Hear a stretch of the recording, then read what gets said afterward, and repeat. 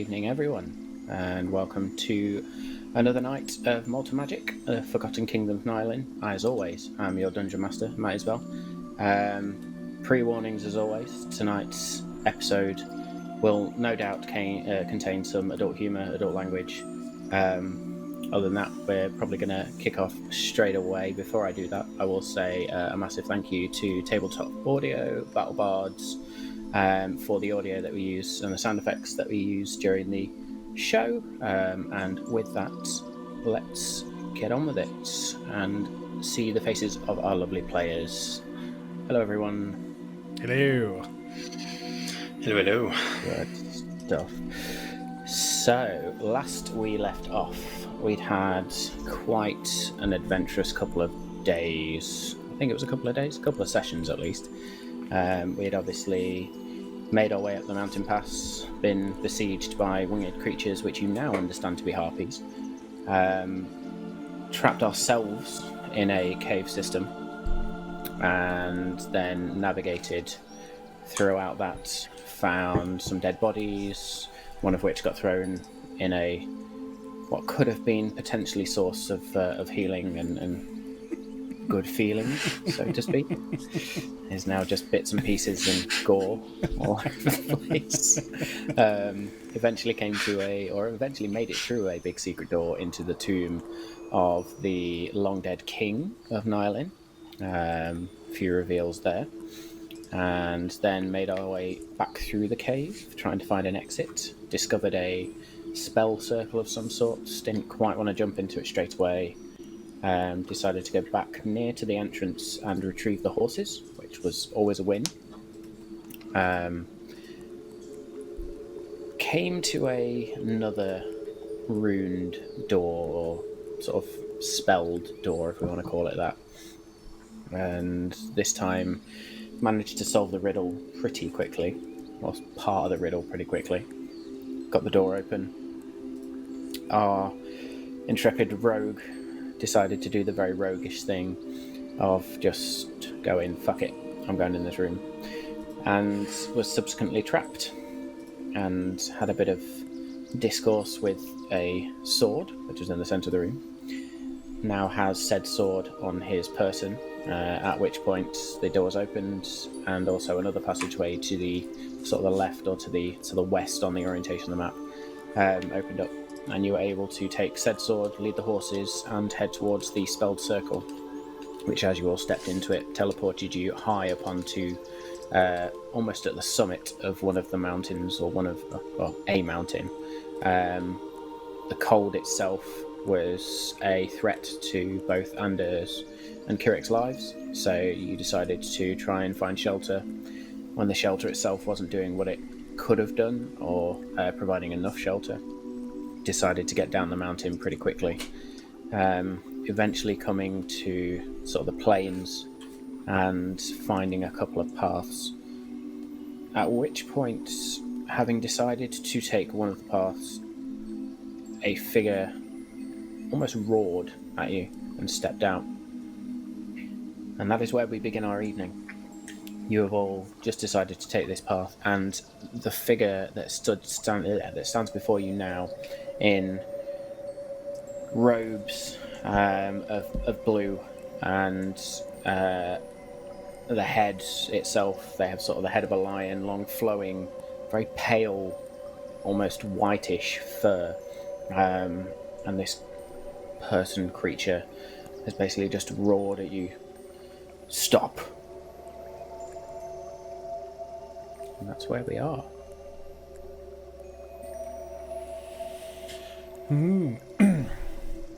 So I pull the horse up to halt. Okay. Who goes there?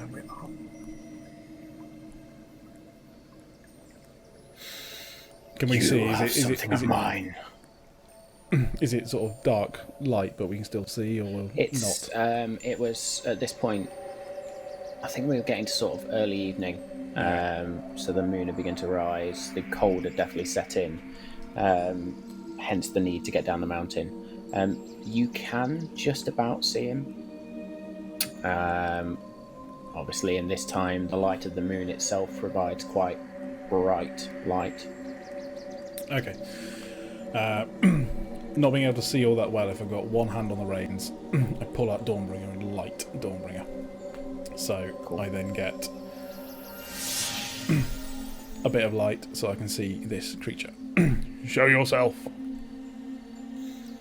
He steps into the light, and it's quite clearly a he, from sort of the way he stands and the body shape.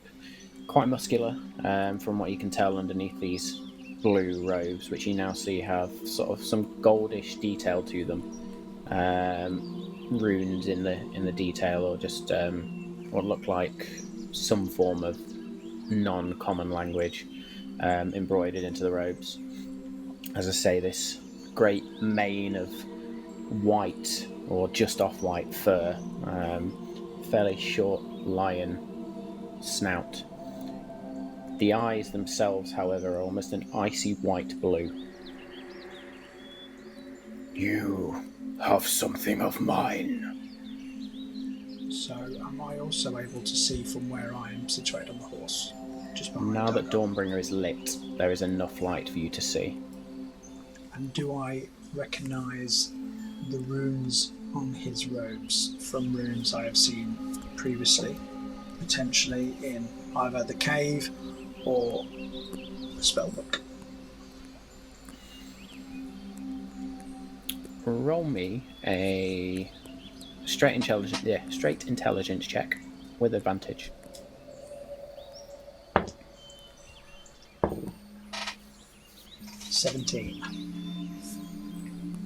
Some of the runes you are able to identify as matching that in the spellbook that you pulled off one of the corpses in the cave. I warn you, if you mean us harm, we will fight. What, pray tell, do you think we have? You found something in that cave. Something which belongs to me. Yeah, that doesn't actually help. What is it? So at this point I'm thinking it's either the spellbook or the sword, and I'm particularly protective of one of those. So I think I'd like to say, and what is this item worth to you, my friend? He takes a deep breath. He looks. I would have thought your lives are enough. Hand over the book, boy. Now, I have no problem handing over the book, but it seems quite a valuable item. So, for retrieving the book and bringing the book back to you, a reward or at least a finder's fee would be appropriate. At this point, I dismount my horse. And you see the figure, the creature, sort of reaches out, and as he reaches out, a staff shoots into his hand. I do not wish to fight. But if I do not get my book, you will all be reduced to ash. Well, it seems evident that none of us wish to fight. Therefore, I'm sure we can come to some sort of agreement. If you wish to extort me, you will not get very far. Perhaps What am I talking then... about? Go on, Gary. No one is trying to extort anyone. We simply came across your book that you seem to so desperately want. We want passage.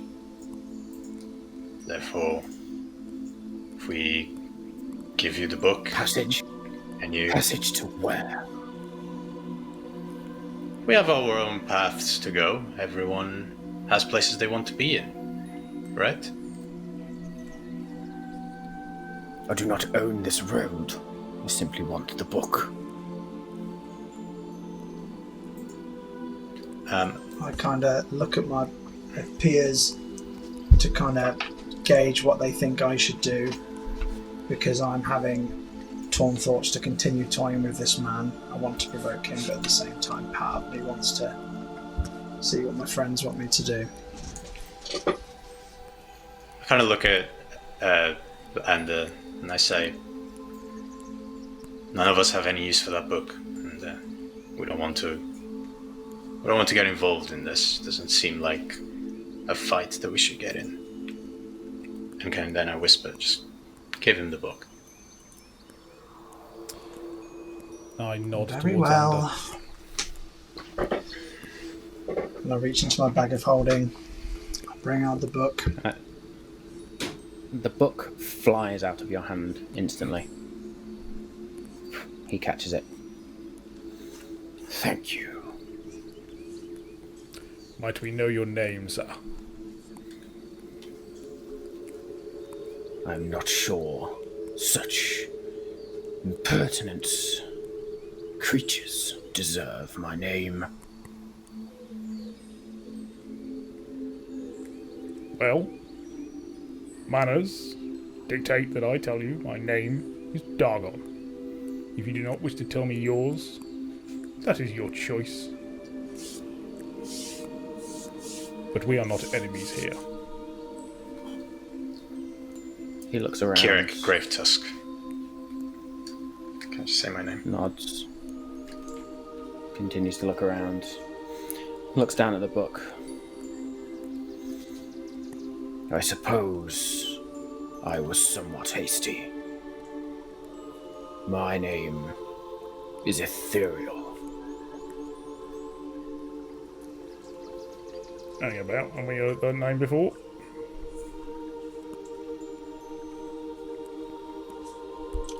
Frantically.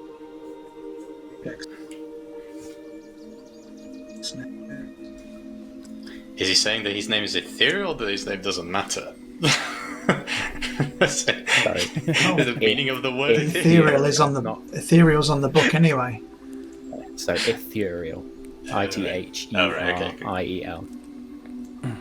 I know that came across as When ethereal. I got the book, I've written a note. I've written the note that the book's got his name on it. Anyway, Cool. that's why it's familiar. What, how did you become parted from your book, perchance? Were you in that cave? Some silly little elves sought to trick me. They stole the book, used the magic, and made sure I could not enter the cave. Intriguing. Well, it should please you to know both of those elves are dead. Never pleases me to know of any death. But still, at least they cannot steal from anybody else. Have Tell you... me, what brings you to this wretched isle? Well, I wonder whether you could provide us with some information if we tell you why we're here. If you would oblige. It would be most kind. We have travelled here because we believe that we seek something in Ironforge. I confess, we are not entirely sure what we will find there. His eyes go curious for a minute, sort of widen with curiosity. Ironforge, you say? Aye. That place is cursed. Not the first time we heard Still, that. for returning my book, I will grant you a gift. Most gracious. There's something about you three ask a single question. Choose it well. I will use my power to ensure an answer. Kiri, you're up. And I walk back.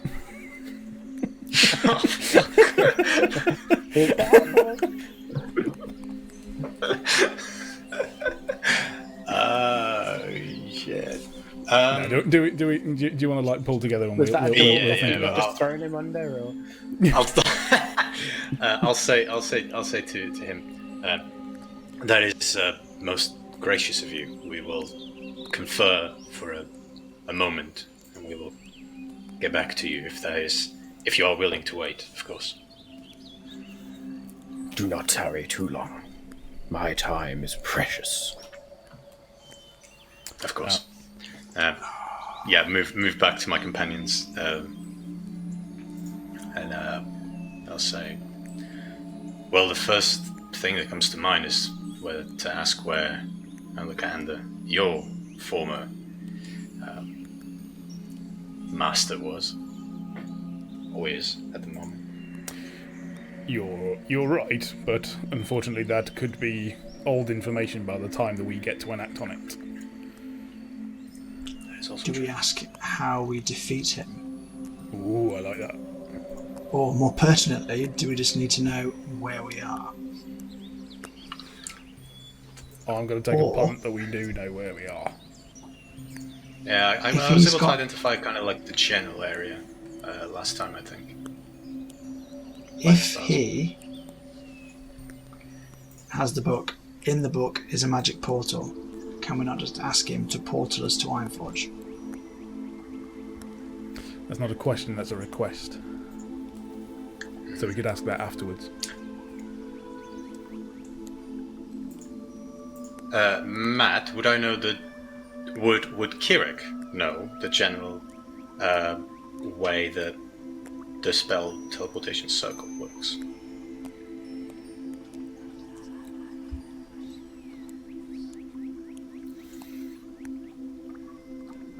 roll me an Arcana check. Let's see. That's not great. That's a 14. I'm going to say through your studies, you've seen similar magic used. You obviously now understand, having walked through one, a little bit more about how that magic works. So yes, I will say he does understand, at least in a rudimentary manner, about how that works. Okay, but can we try it on Melon okay, first? Because I'm pretty sure it'll end up on the moon, so... No, in that case, I'll say to Handa and Dargon, even if he possesses some sort of teleportation magic that we have just used, he can only teleport us to Ironforge if he's already been there, or if he has any sort of channel to go there. Unfortunately, there's some limitations to that type of magic.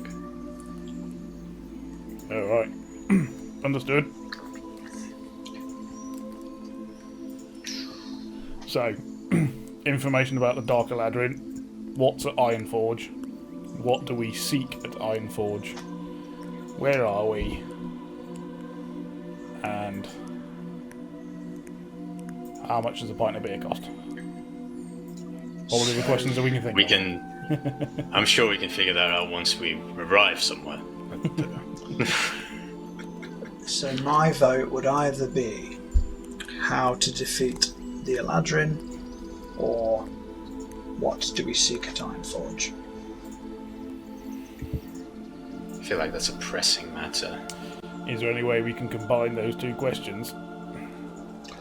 We could we ask it in a way where... What would we find at Ironforge that would help us defeat the Dark Eladrin? Yes. Alright, someone note that down. This pipe smoke's getting to my head. Okay, cool. Are we happy with this then? And I'm happy, if you are. Yes. Cool. I will move up to ethereal. Ethereal. Have you decided? Yes. What do we seek at Ironforge that will help us defeat the Eladrin who we're hunting? This is your question. Yes. So be it. He kneels, waves his hand, the book opens, the pages flick and flick and flick and flick. And then there's a glow from one of the pages. He closes the book, draws an arcane symbol using the magic, not using his magic, with his hand. It hovers there for a minute. The blue of his eyes glows, and then he closes his eyes. Everything is still. There is almost an uncanny silence for a few moments. And then his eyes flash open. He places the book in a satchel at his side and stands using his staff. He looks at you, Kirik. Something tells me you have wasted that question. For you already know what is at Ironforge that you seek. You already know how it will aid you. The words that she spoke.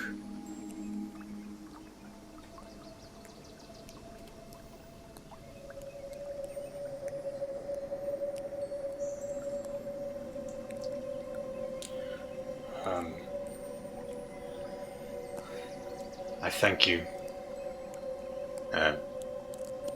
I'm sorry if the question has been wasted, but I thank you for your offer, and we will go on our way now. It is not necessary for apologies. Our paths may cross again. Farewell, acolytes of the Malt Masters. He turns, and there is a blink, and he's gone.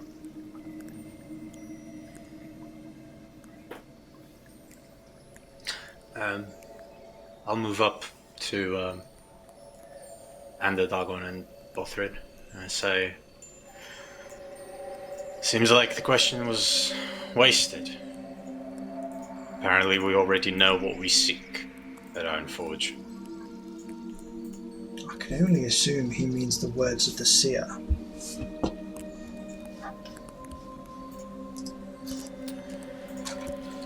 I discern no clues from the prophecy wordy about. Yeah.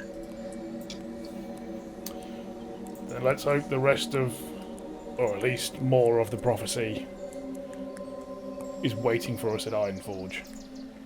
Because I'm not going in there for nothing.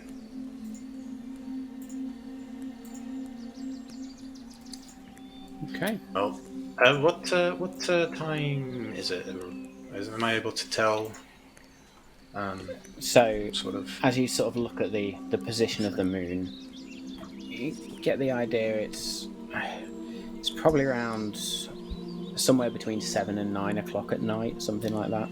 Still early And didn't evening. we left, we like slept during the day because we were in the cave, effectively, didn't we? Yeah. So we're okay to carry on, we're not going to get exhausted or anything. No. Cool. And we around the woods. I just can't remember where we are. I know we're on a path, whether we were near some woods. Yeah, So at the minute you had two paths before you. Yeah. When I pull up in my notes, you had a path heading sort of almost in parallel with the shore of the lake, or the line of the lake that was to the south of where you were, and then there was this other path that led southeast away from the lake, and you'd currently decided to head towards the southeast. Shall we press onward, gentlemen? Agreed. Yes. Get back on the horse. So you get back on the horses, and you begin to ride. The horses themselves aren't as well rested as yourselves, shall we say. However, you keep it to a relatively just slow trot. They don't tire too much. You travel long into the night, stopping every now and again just to sort of let the horses have a breather, walk alongside them for a bit, give them some water. The moon itself, almost directly above now, illuminating the path, which is quite clearly marked out, but it certainly doesn't look like anybody has travelled this way for some time.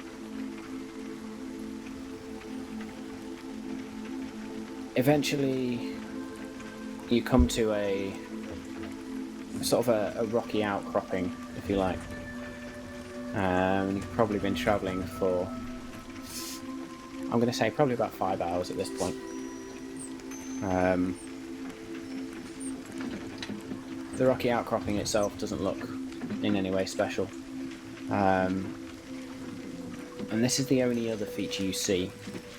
Either side of the path is just plains, the odd tree, shrub. There's just not much about. However, as you approach these rocks, there is a flash of something. Halt. So, do we all see that, or is it just like a flash of light, or a flash that something runs past? Do you mean? Just like a flash of light, very brief instant. Can I make any kind of look over at the rocks to see if I see anything, whether that was where the light came from? Make me a perception check. It's a natural one. So that with that briefest of flashes, you're just a bit. What was that? And you look around. It doesn't freak out the horses or anything. Horses aren't sniffing The around. horses themselves seem unfazed. The wind itself begins to pick up slightly. I get off my horse again. With this, the horses' heads rise. They sniff the air, shake their heads a bit, start to become a bit unsettled. I would like to dismount my horse, and my hands are on my swords just in case. But can I see if I notice or hear anything, whether it be any tracks or anything for any signs of life anywhere else? Make me a survival check, please. Can I aid on that? Yep. So with advantage. Yeah. I would get off the horse and kind of look at where the general direction that the horses are looking at. 18. As you look around, there is no signs of anything other than the usual animal tracks that you'd find out here, just sort of wild game. The wind itself now is becoming stronger and stronger. You were saying it's just wild. And there is it's another just, flash It's just fields either side of the path. There's literally off down in this the rock. rocky outcropping. Yeah. Yeah. There is another flash of light. In what direction? Just in front of you by the rocks. And then another. And the wind picks up into this tempestuous force, gale force winds. The horses themselves, now very nervous, start to buck whinny, become very, very scared. They're starting to fidget in the reins, trying to pull away as this arcane energy begins to form, and it's something you've seen before. Kirik, something you experienced very recently, as a tempest storm of arcane energy appears before you. Arcane energy bursting out. I need everybody to make me a dexterity saving throw, please. If you've got acrobatics, I'll let you use that. Yikes. Natural 20. Oh, nice. Natural 20. 17. Can I use... Say You again? say 17. you say you can use acrobatics, not athletics. Yeah. The one you're better at athletics, aren't you? I am. Natural That's annoying. 20, 17. Yeah, so I got... Oh, well, either way, it's 15. They're both +1. That's for a total of 21, Matt, if you need to know.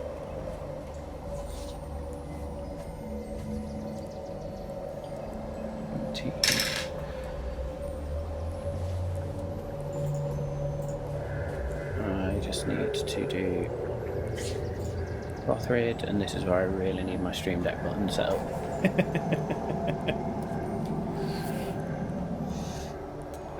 Where's he gone? Where's he gone? There he is.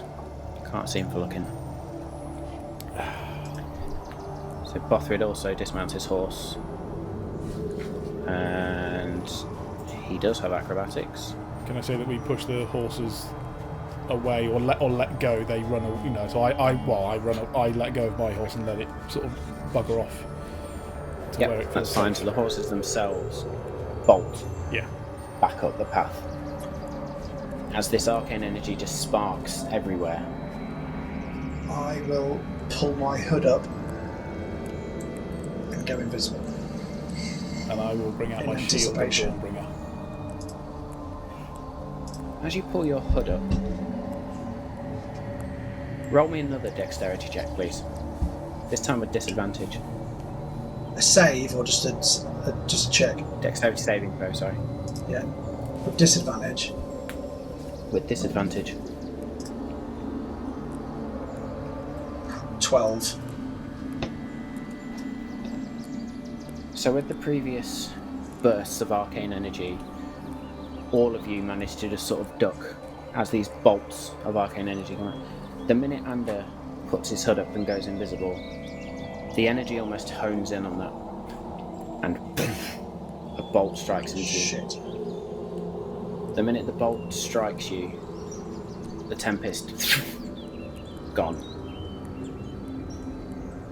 and the night becomes still again. Everyone I don't alright? feel any other effects. It just knocks me off my feet, yeah? The minute you feel a little bit uncomfortable where it hit you,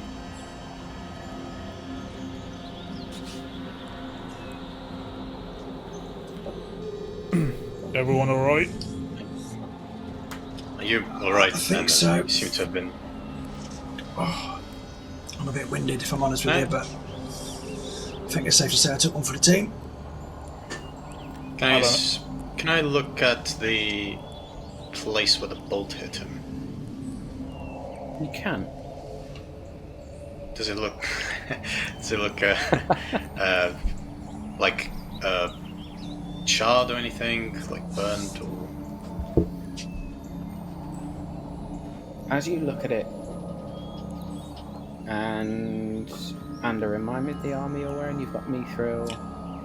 Yeah, mithril plate armour.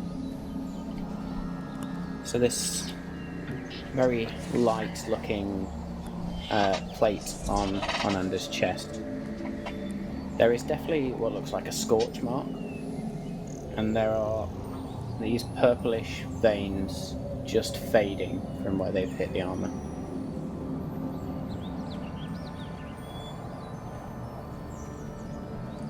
Do you feel alright? Yes, I think I do.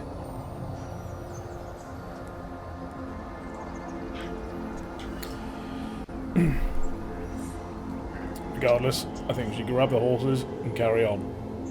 There's a chance that we're going to want to rest soon. We should try. As I'm walking to my horse, if that's what we're doing, I will look around and see if there's any obvious kind of shelter, natural shelter around that we can perhaps let the horses. So as you spend look the night. around, you have this rocky outcropping, and there's a little copse of trees, just sort of further down off the actual track itself. But it looks like somewhere you could potentially make a shelter.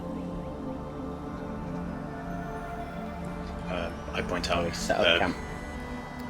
So We yeah, can perhaps set up camp over there. Let the horses rest. Take a couple of watches, maybe we ourselves can rest for a little bit. I know it hasn't been long since we last stopped, but if the horses need to rest, we might as well. We're not going anywhere without them. Have the horses still scarpered at this point? Yes, it takes you a good 10-15 minutes to actually retrieve all 4 horses and find out where they went. They all just scattered off in various directions. And you eventually bring them back and you sort of calm them down, settle into this little copse of trees, give them some food, give them some water, and just take some time with each of the horses. Bothrid himself touches 2 fingers to his lips and then whispers to each horse. And as he whispers, there is almost an instant calming effect on the horses themselves.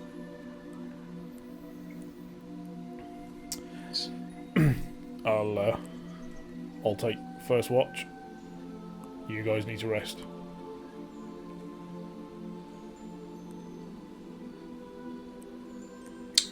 Yeah, I'll rest for doing. I'll take second watch. Okay, so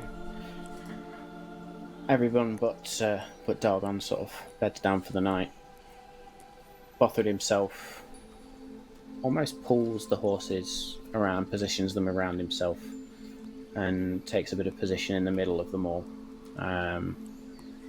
And he does his usual trick, touches the earth. And this time, a bed of flowers appears, and he just rests his head on it, providing himself a bit of a pillow. Dargon, during your watch, anything particular you wish to do? I simply reflect what happened in the cave. Just mulling over my hand, sort of on the tattoo.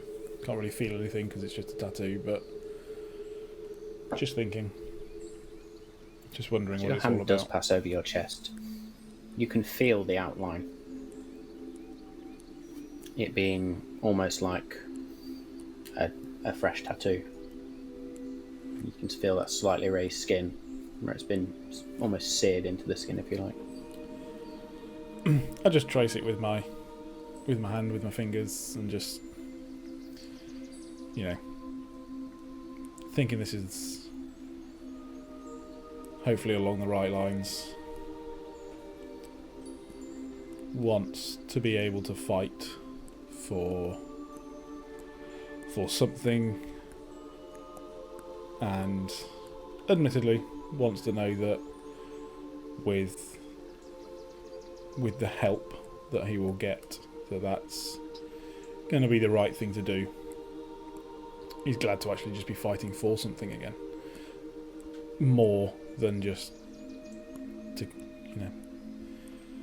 kill a bad guy. He's fighting for more than something for that now, and he hopes that it's going to lead him along the right path. Cool. As your watch passes, The night itself is now very silent. The moon begins its descent now. And you sort of feel content in yourself, or feel a sense of contentment. And your watch passes with nothing else. You sort of gently shake Kirik awake, and yourself head to sleep. Kirik, anything particular you would like to do on your watch?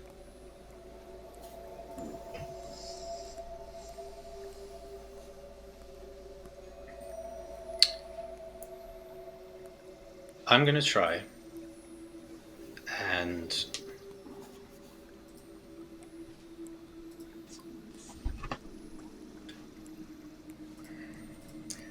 and study the sword that Ender has, but I will try to do that without kind of taking it off him, risking waking him up.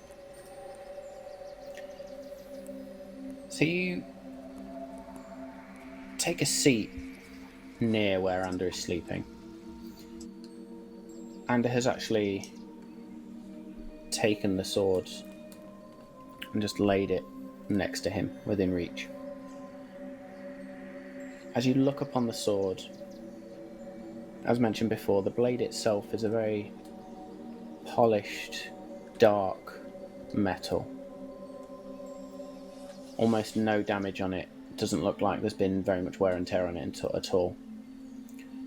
The hilt is it's very malevolent looking, with sort of almost looks like bone, but it's very white, jagged, and at the very end of the pommel there is a single white gemstone, or clear gemstone.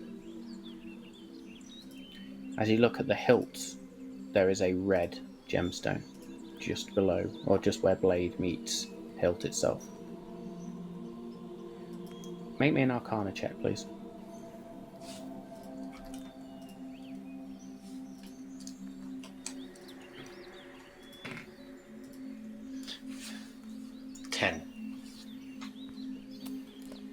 You can sense the magic in the blade.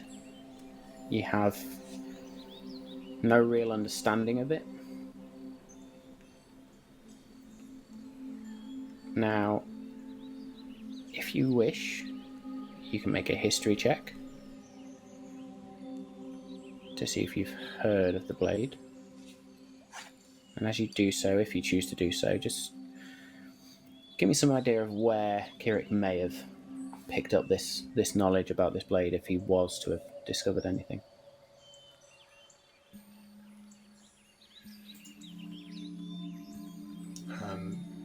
During the studies of the Forgotten Kingdom, if there were any entities that would take some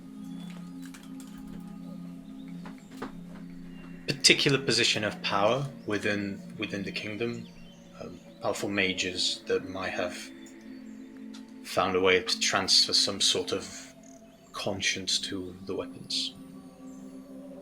If that's something that I have studied.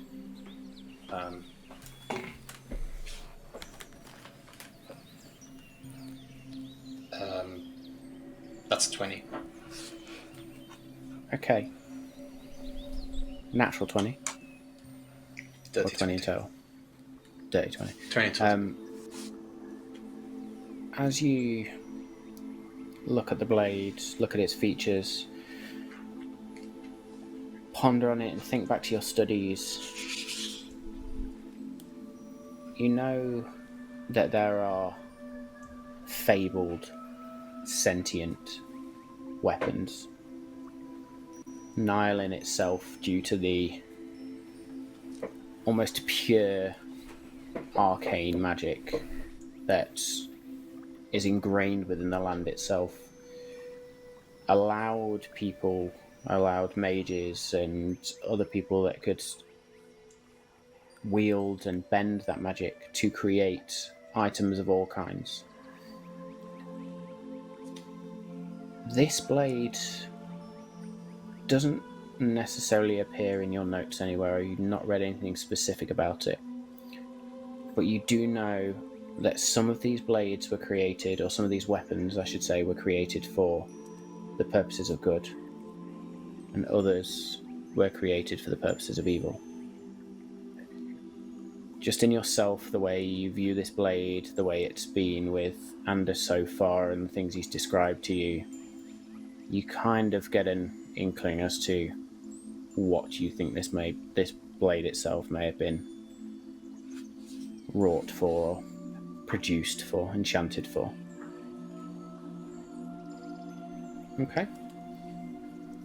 Cool. Yep. Make me a perception check.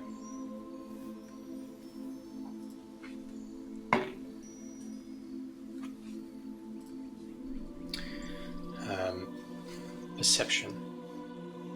16. As you finish studying the blade, you realise I've not actually been watching, and you look up. A single deer stands looking curiously at you all, and then just pads away into the copse. Can I follow? Anything else you wish to do on your you want to follow? Can I just follow out and then look to see where it went? As you do follow it, you just see it scampering out of the copse, across the path itself, and out into the plains, and it just disappears into the darkness.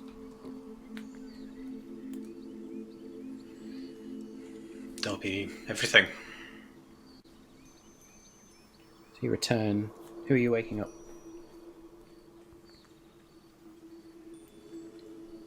I'll wake Ander up. So you gently shake Ander awake. And you two go and get your head down. Ander, your watch. What are we doing? Your mic's muted. I think you're on mute. That's it. Do I need to attune to this sword? As you have slept, your dreams, shall we say, your very waking thoughts are filled with flashes of battle. Flashes of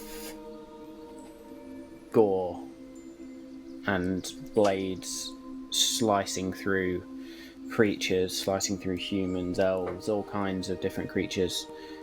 And one thing that is constant throughout these dreams is blood. As you then wake, and as Kirik sort of shakes you from these nightmares, you find yourself in a bit of a cold sweat. And at some point, as Kirik went to look at the deer, your hand is instinctively reached for the hilt of the blade. You wake with the blade in your hand, and you feel somewhat closer to it, shall we say. So I will say with that you have unwillingly attuned to it, or unknowingly attuned to it. Okay. So I think what I'm going to do on my watch is probably have a conversation with the sword, I think. So I suppose now I feel more close to it. I feel able to talk to it in my head, because before I was talking out loud to it because I didn't really get it. But I suppose I can talk to it in my head now, right? So as Yes. not to disturb the others while I'm having a secret confab with the sword. So As your those- consciousness reaches out towards the sword, which I'm assuming you've got sort of laid in your lap. Yep. Yes. What do you want?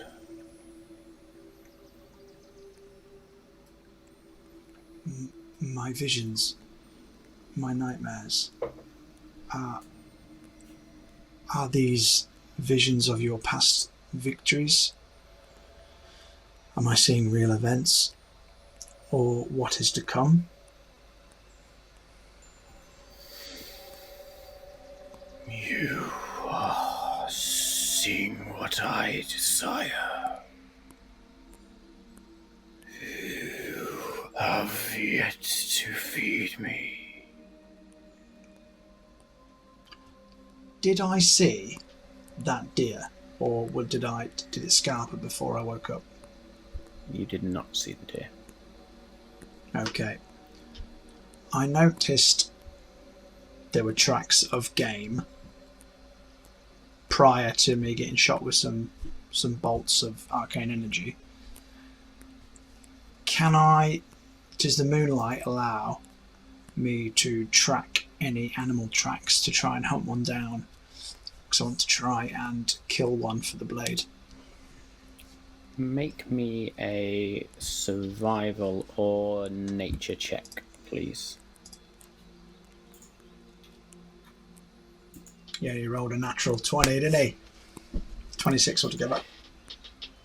You find some very clear animal tracks, and you begin to follow them, leaving your companions behind as you sort of navigate out the copse and begin to stalk and follow this across the plains. You probably spend about 15 minutes tracking, and eventually down low on your belly you see in front of you, it looks like a sort of wild pig, wild boar type of thing. Is this to be my first meal? I thought it might be a worthy supper for now. Such a pitiful creature. But it shall suffice. I promise to feed you more, but at this point, beggars cannot be choosers. That remains to be seen. So is this pig? I'm assuming it's arranged. It's not within reach and distance. It's far away, isn't it? Or It's probably around sort of 15, 20 feet from where you are now. You've managed to be pretty stealthy at this point, using the darkness to cover you. what I have realised is two things. I've wasted my last charge on my cloak, so I can't be invisible. Two, I've only left my bow and arrow back at camp, so I'm going to have to try and kill it with a sword. So can I try and sneak up on the pig, please? Give me a stealth check, please.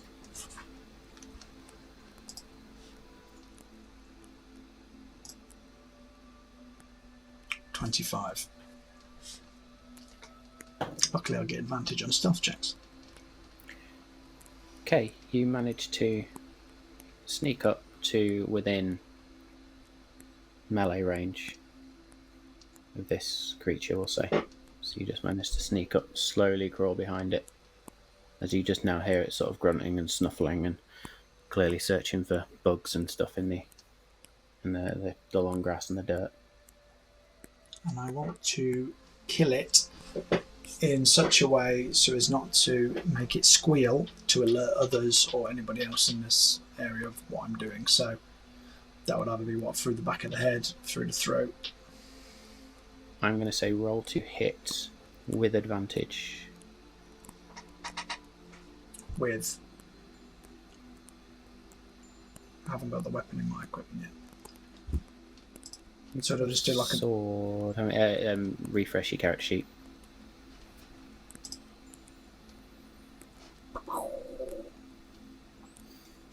I didn't forget. fucking mistake. Oh, here we go. Yep, so with advantage. Come on, be a good one. 18.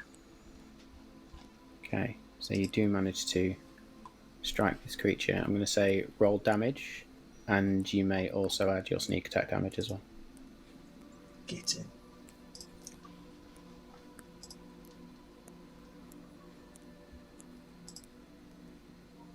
Oh. Excuse me, the sneak attack damage, because that was 5. Oh, what's all the modifiers on this?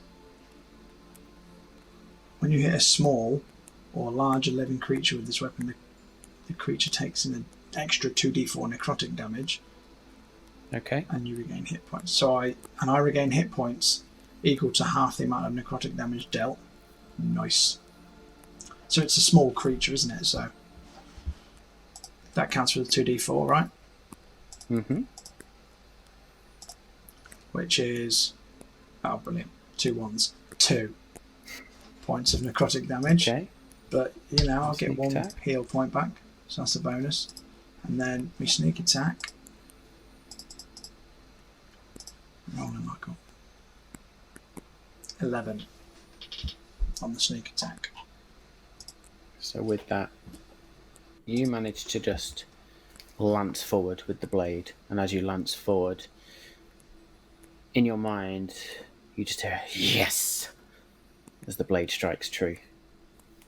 The creature makes no sound as it just dies. Blood begins to flow up the blade into the hilt. The red gem shines slightly, and then the glow dissipates. The hilt itself becomes warm to the touch, and the white gem at the bottom of the pommel goes red for a second. You feel yourself momentarily strengthened as you take that 1 HP of health back. A small meal. But you have shown yourself to be true.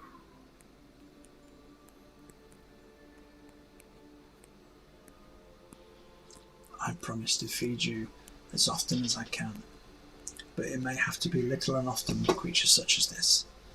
But I will not fail you. Bigger is often better. I'd like to return to camp while dragging the pig as my cover story that I've caught some breakfast. So I'll take the pig back with me to camp. Okay. And wake Bothrid. As you get back to camp, I need Kirik, Dargon, and Bothrid to make me perception checks with disadvantage, please.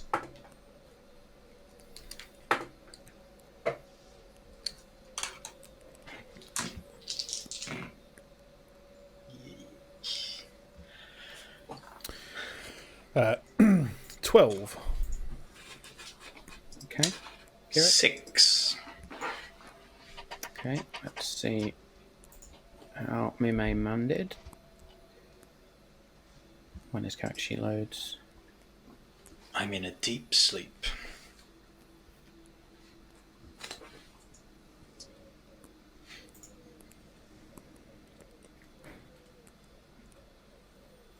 Okay. So,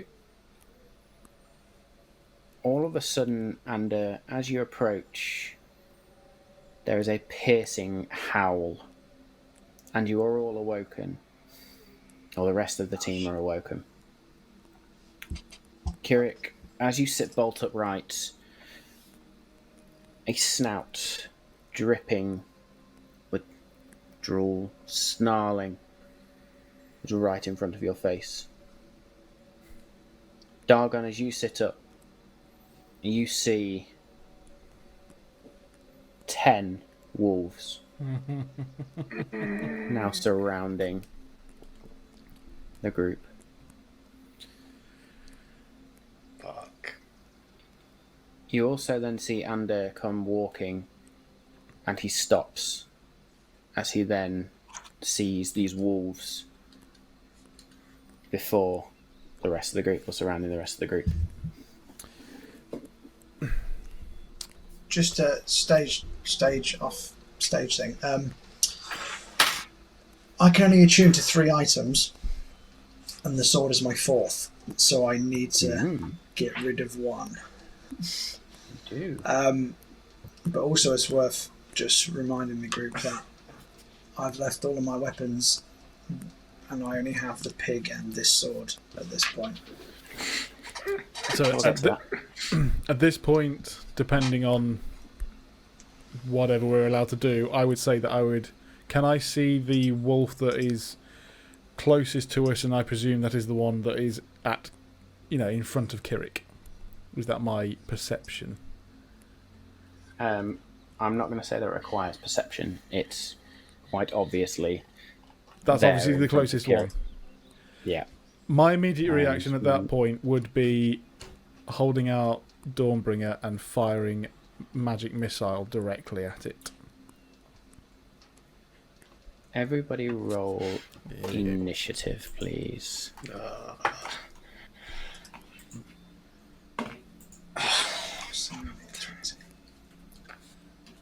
11. Bear with me. So, I literally Dargon? just got rid of a spell. Is it Wolf Whisperer or something? Dargon? It's an Just arrow to- effect. just to I got 8. 8. Oh, Ander? yep. 11. 11. Eric? 10. This is bad. Oh boy. 10 Oh, wolves boy. go first. Yeah. Yep. And Just got Bothrid? 19. Yeah. Oh, good old Bothrid. So what was that? To make it Bothrid, clear, though- Ander, Kirik. Yeah, Bothrid, Ander, Kirik, Yeah. Dargon. When I said I left all my items, Dummy I obviously sleep in my clothes, so I've still got my boots and my ogre gloves on. But all of my other weapons are currently... I left. So I've only got my sword. So I've got no ranged weapons either. Shouldn't have said that. So, we'll take a short break. Anyway, welcome back. So, we left with Ander just returning to the party, having disappeared with his new sword to kill a boar. And then there was a howl, and Ander has returned to see a whole pack of wolves now surrounding the party. I've done that slightly wrong as well. In fact, I could have kept that there. What I need to do is swap 2 characters around.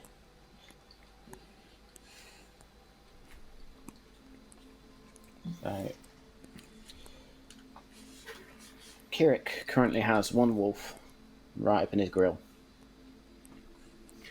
And with that, Ander is just off screen. Yes. So I will just zoom out slightly just so we can see that. And with that, the wolves are unfortunately up first.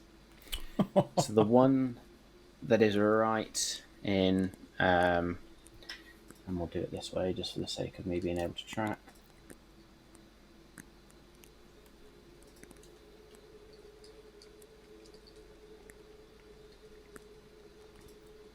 Cool.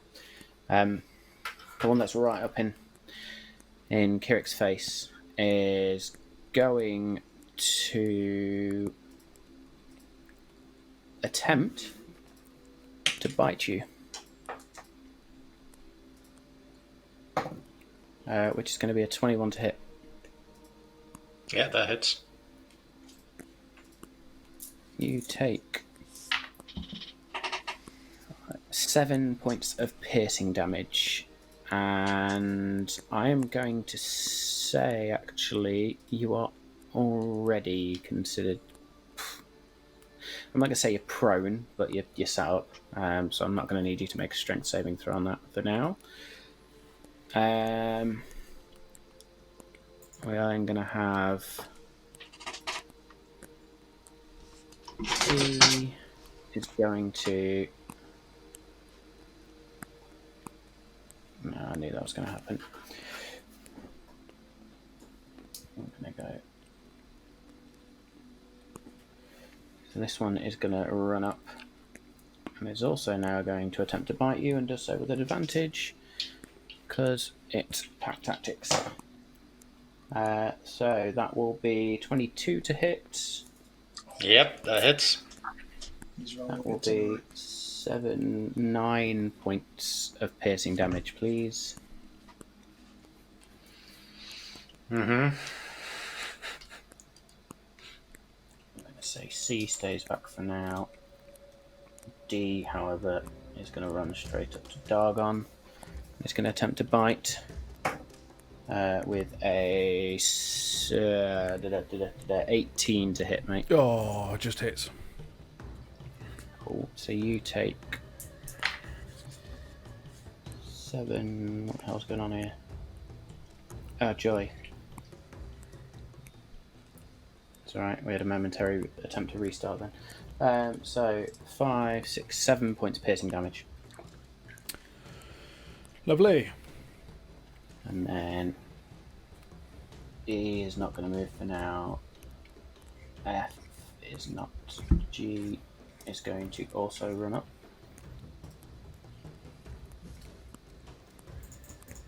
Attempt to bite. 22 to hit. Yep. So that's 5 points of piercing damage. Okay, so H is going to run up between Bothrid and is going to attempt to bite at Bothrid. That's actually going to miss. That was an 8. And then we're going to have I run up and try and bite one of the horses.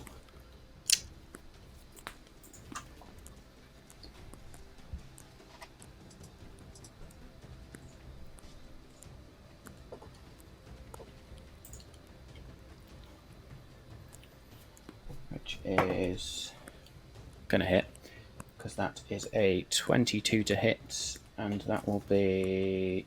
Oh no, I'm gonna, in fact, we will roll with advantage just to see. Yeah, okay, so that's still 22 to hit.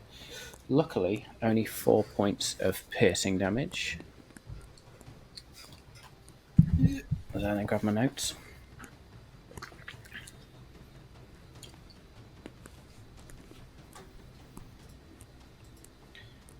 So.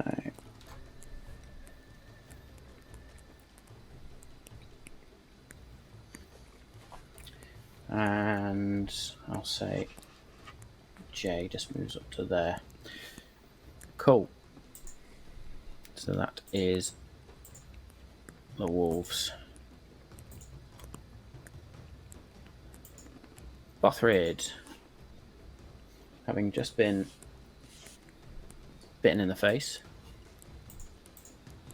Just going to make sure he's taking his long rest. He's then going to pull out his javelin of lightning and try and aim it in such a way that he can hit H, I, and J. So he's going to first attempt to really throw it at J. Natural 20. Nice. Critical hit. So that was a shit roll. That got all of 5 points of damage on J. What, doubled? However, that was 5 in total. Rolled a 2 and a 1. No. However, as he shouts out this word, which used to be a hobgoblin word, but now is, and you've seen this a couple of times in the last couple of times he's used it, he speaks a word that almost... It's very beautiful now, the way he sort of words it and mouths it, as he throws, and the javelin itself just lightning bolt, which I am going to say for the sake of this hits all 3, so I need 3 dexterity saving throws, or 4d6. So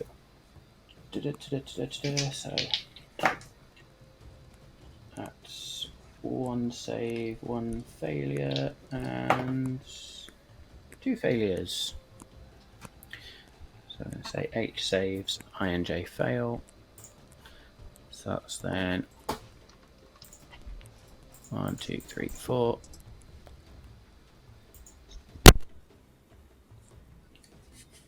As I believe that's 13 lightning damage to I and J. That deserves a sound effect.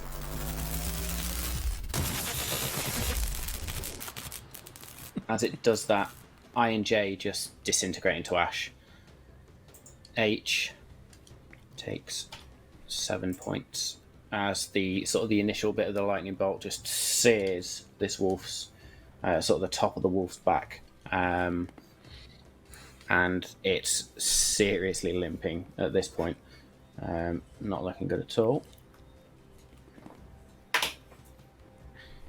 That's going to be, in fact, he gets 2 attacks per action. So he is then going to bonus action pull out one of his daggers and just go and try and strike into H.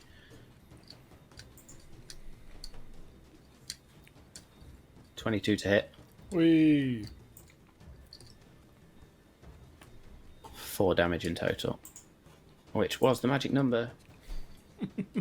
As he then just stabs up into this wolf, strips it clean, and the guts just fall out. And Bothrid has, in one fell swoop, killed 3 wolves. Done a lot better than we would. Ander.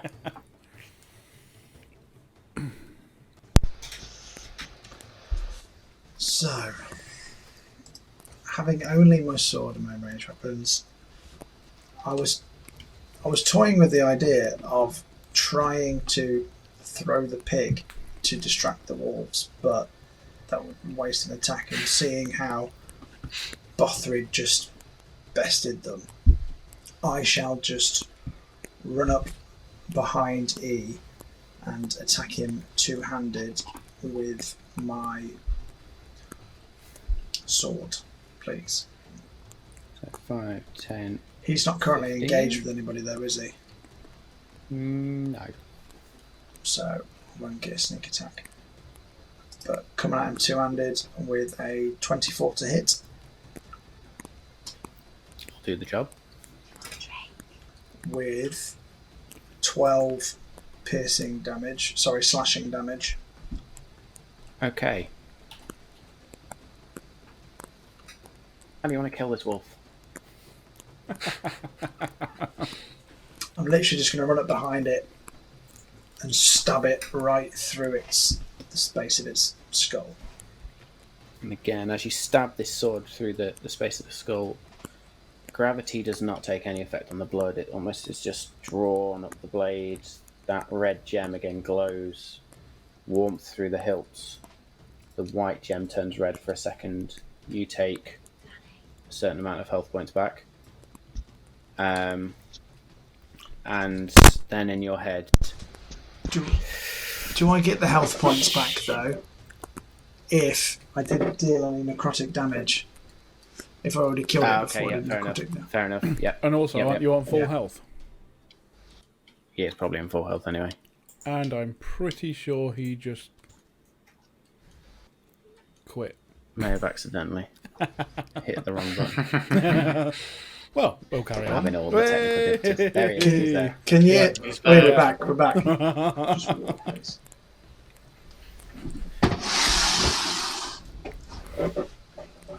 That's right, we'll edit it out, don't worry, mate. Yeah, we're going to have to edit you out now. Not being mean to her. Love it. We'll just say more technical difficulty. Anyway, as you stab down, you then just hear the yes, more. Anything else you wish to do on your turn? I will. How can we do his move? So I will. You've only moved 15 feet. Yeah. Don't you get like a couple of actions? I can do a cunning action to like dash, hide, disengage. Actually, I'm going to go hide behind the bushes near Kirik. What's your movement speed? 30. You can't quite get there. Mm, You've only got 15 feet of movement left. I shall just remain where I am then. Okay. Kirik, you currently have one wolf all up in your face, another one right next to you, both of which have just taken chunks out of you. Yep. Okay, so first things first, I'm going to cast Sacred Weapon. Okay. Spiritual Weapon, even, I should say. Spiritual weapon? I will cast it, Spiritual Weapon, I will cast it between A and C, so in those 5 feet there. As you see appearing out of thin air, like a giant, like a 5 foot tall dagger that is shaped in the shape of a raven's feather. Okay. That's my bonus action. Also, bonus action to attack A, please. So that is 18 to hit. As part of that bonus action, yeah. So you've cast it and you're Part of the attacking bonus that. action, Yeah. So 18 will hit. Yep. On A, yeah. That is 11 points of damage. How are you killing this creature? The dagger just appears and just kind of shoots through the wolf's head, Cool. and then goes back. And as you're sort of sat there, you see the... I'm assuming that I've drawn it in yellow there, but black in colour? Yeah. Yeah? Sort of Yeah, black, black smoky colour, almost. As it then just stabs through, and for a minute you sort of... Your head moves back slightly. You weren't quite expecting the point to come out that far. It then shoots back into the space it was. I love it. Oh, And then no. as my action, I will cast Sacred Flame on the second one, on B. Okay. So that is a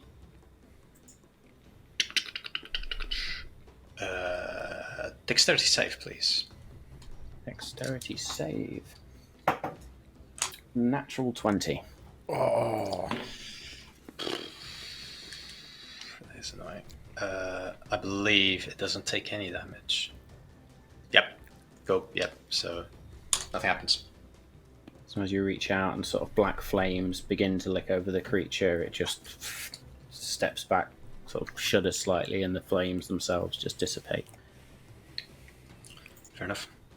That's my turn. Dargon. so I grab Dawnbringer to one side, light Dawnbringer, and attack D. Okay.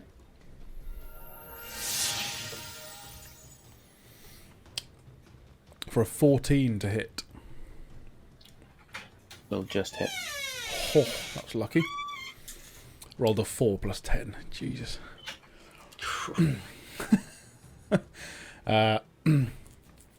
I'm not holding my shield because I just woke up, and I'm going to do it two-handed. Okay.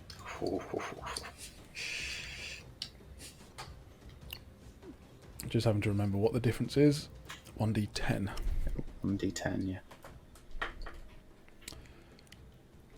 Just trying to remember which one that one is.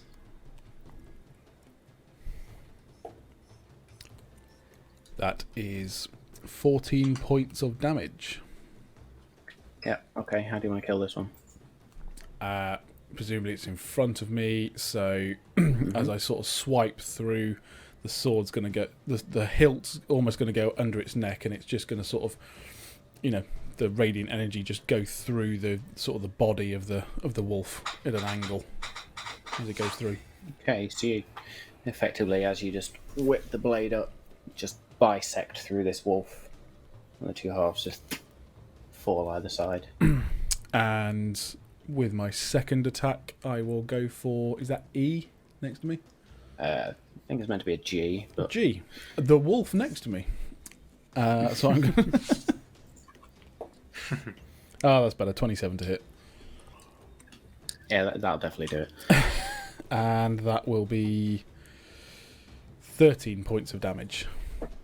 I would just say that I carve back round in a fluid motion, sort of figure of 8, and just go through the other one. Sort of you slice across, yeah, and come back down. And yeah, pretty much do almost the same thing. If I can get up with half my movement speed, Yep. and if I run diagonally, can I get to within combat range with C? Yep. 15 Yep. feet. Lovely. Okay. I'm assuming that's your turn. That be my turn. So back to the top. So B lets out a piercing howl and then again lunges forward to bite at Bothrid for 16 to hit. I assume you mean Kirek.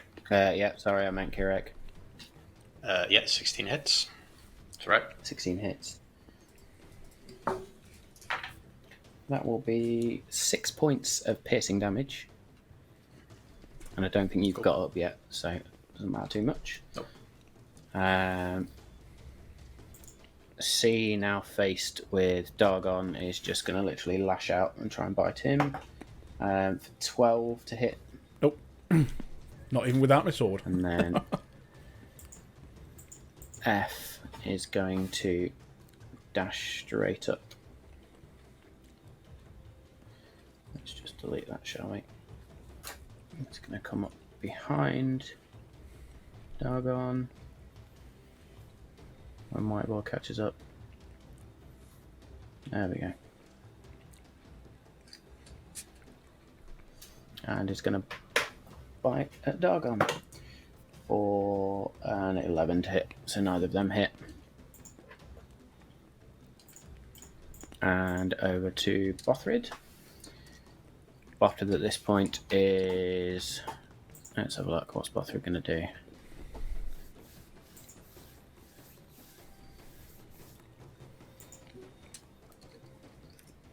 Bothrid is going to touch his fingers to his lips again, and then he lets out a series of barks, howls, and almost whistle-like sounds, sounding very much wolf-like. But the wolves look at him, cock their heads slightly, and then ignore him, as whatever he was trying to do failed. Fucking wasted turn that was. Ander. I will run up to Wolf C and again swing my sword two-handed at it with a 14 to hit. 14 will hit. Just. Nice.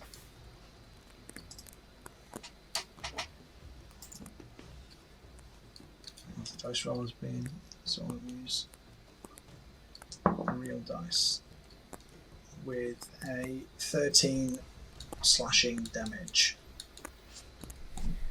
Cool. How are you killing this one with the sword? Hey! I am going to chop it clean in half. Cool. So you just come straight down. Again, that blood just soaks up into the blade. More. Feed me more. That it?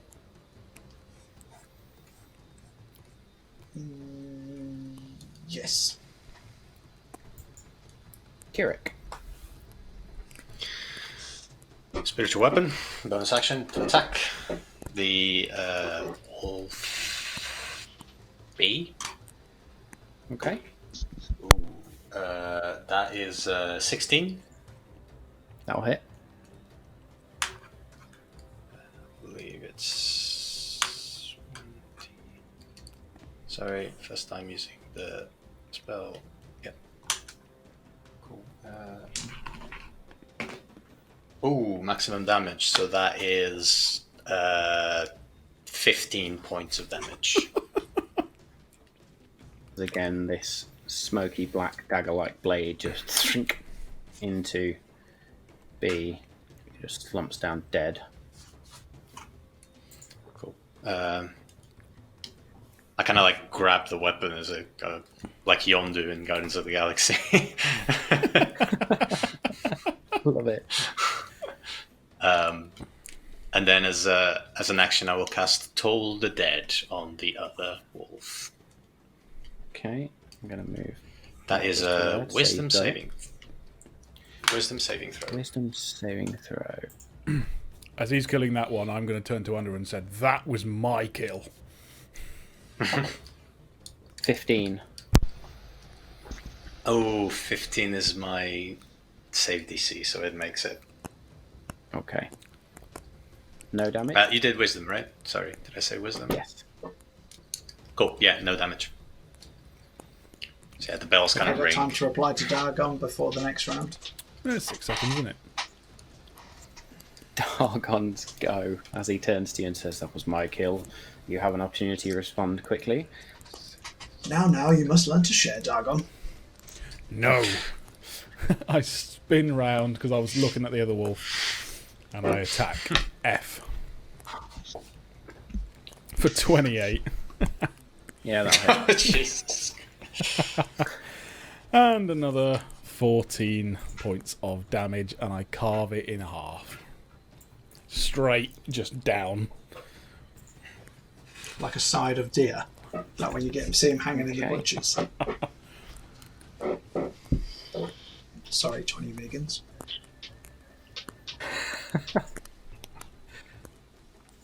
As you cut into this creature, it lets out a final mournful howl. And for the briefest of moments, all is still. And you hear a number of growls come from behind you Sake. as a number. I can't fucking write for shit. That's 3. Did I say 3?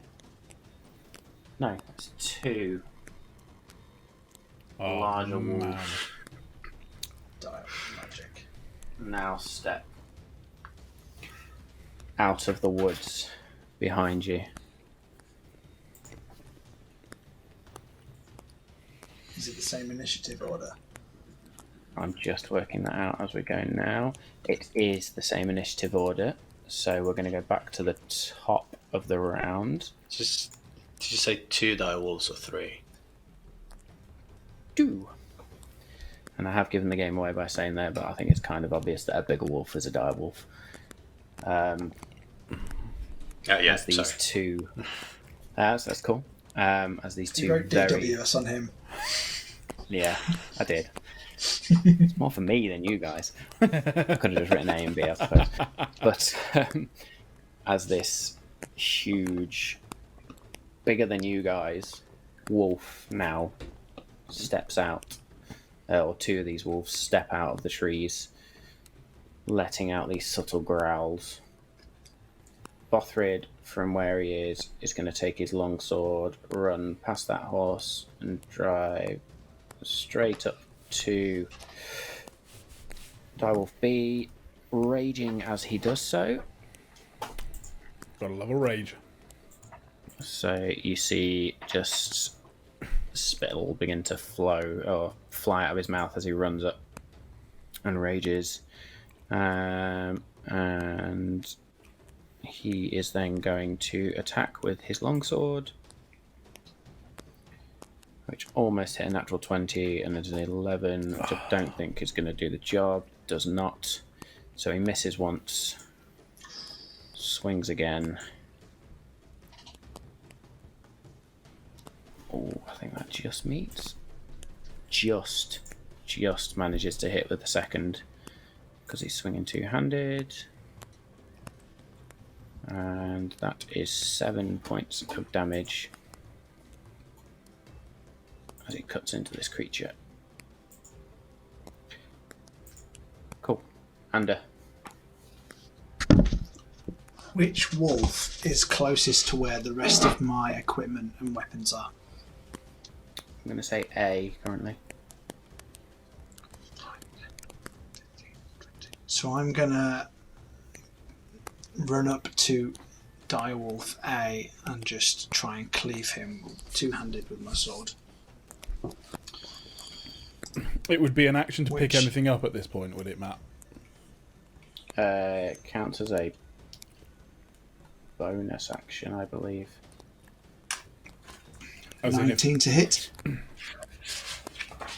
Yeah. No, sorry. It's a bonus action to draw another weapon. It will be an action to pick up something off the floor. Sorry. If I wanted to run back and pick up my shield, that would be an action, wouldn't it? That would be a full action. Fine, yeah. You're attacking with these swords. You rolled a 19, you say? Yeah, boy. 19 will hit. Nice. And that is 11 points of slashing damage. And because the creature is way bigger than me, I also get my 2d4 for my necrotic damage, which is then 5 points of tick damage. Cool. So the blade itself cuts in, that blood seeps up. Now this is more worthy prey. Anything else you're doing? I don't think I thought it through, so I ran to get my equipment, but now I'm just stood in front of a direwolf. Not sure I want to do that. So, balls. I've only got 10 feet left as well. I will disengage towards the horses. So you move to there. With your 10 feet remaining of movement. Yep. Cool. Kirik, you're up. Get up with half my movement. Mm-hmm. Move kind of like horizontally. Horizontally? No, diagonally, sorry. To there. Up, away from the wolf. That way. I want to get... no, sorry, towards... So, from where I was, southeast. There? Ah, okay, I get you. Yeah, that way. So, keep moving as far as I can. I think it's 15 feet. Yeah, because I got up, so 15. 15. Yeah, go there. So, use my bonus action to move my spiritual weapon towards the direwolf A, and I'm going to attack. Okay. That is a 21 to hit.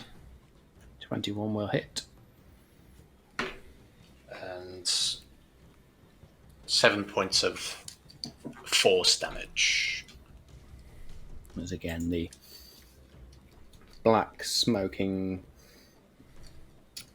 magic dagger just darts in and out of the creature very quickly, and blood begins to just seep out of the wound that you've created in its side.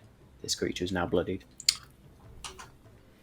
Cool. And as my action, I will cast Toll the Dead. I will attempt on the same direwolf that I just attacked. Okay. Wisdom saving throw, please. 17. Boy. Yep. I rolled a 16 there, it's got a +1. Anything else you're doing? That's my turn. Dargon.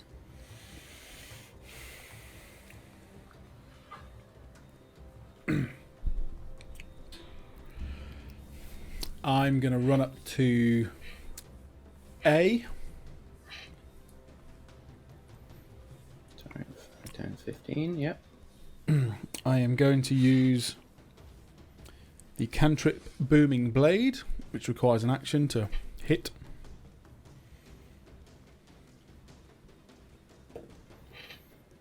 Oh, fucking hell. 12. Does not hit as you just whiff past with your attack. Now, because I used because I said I was going to use the cantrip on that one, that's it. You have a bonus action left. I do because of the fact when you use your action to cast a cantrip. So because I cast it, but I still missed. No, hang on. So you've got war magic, haven't you? I do. Which allows you to cast a spell and then attack anyway, I think. Use your action to cast. When you use your action to cast a cantrip, you can make one weapon attack as a bonus action. Yeah, Now, so as your bonus action, you can use war magic. Fine. I'm going to use war magic. I'm going to do it again. Not cantrip, just hit. You 200. now just roll the strike with Dawnbringer. 26. Will hit. Only 10. Oh man. 8 damage. Damage. You do manage to carve a significant part of the creature off, and it yelps. Still standing, just. I am. It's I am going to move round it so that I am basically north of the spiritual weapon now, which means I don't leave its. okay. So I shouldn't get an So you attack of then opportunity. Move around it. No, you've not left Cool. it. No, I've not left it, so I'm going to stay there for other reasons. And that's it. Okay. That's all I can do. It is then significantly pissed off at you. It's going to just literally turn its head and go to snap with a bite. That's going to be a 14 to hit. Ooh, doesn't hit. Okay. Fend its head off. You do just manage to sort of slap its face away. B is then going to bite at Bothrid for a 23 to hit, so that's definitely going to do the job. So he takes 10 points of piercing damage, which is then halved because he's raging, so 5 points of piercing damage, and must then make a strength saving throw, which he has advantage on because he's raging. 12. Why am I doing that? Oh no, I could just use his character sheet. So 13 on the dice, which matches the saving throw, so he manages to stand up as the creature bites into him. He just sort of shrugs it off and growls a very guttural hobgoblin, almost a roar in the face of this direwolf. Top of the round, back to Bothrid himself. He swings twice with his longsword. Stop using the die when you've got character sheet. D&D Beyond is a great thing. So first attack is an 18. Second attack is a 12, so I think one of them hits. Yeah, so one hit. As he then deals 7 points of damage to B. And that's going to be his turn.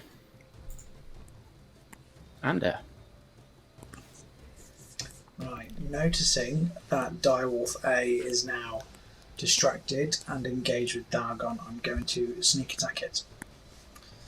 Okay. So I'll come at it two-handed with my longsword with a 24 to hit That'll hit. with 14 points of slashing damage. How would you like to kill this?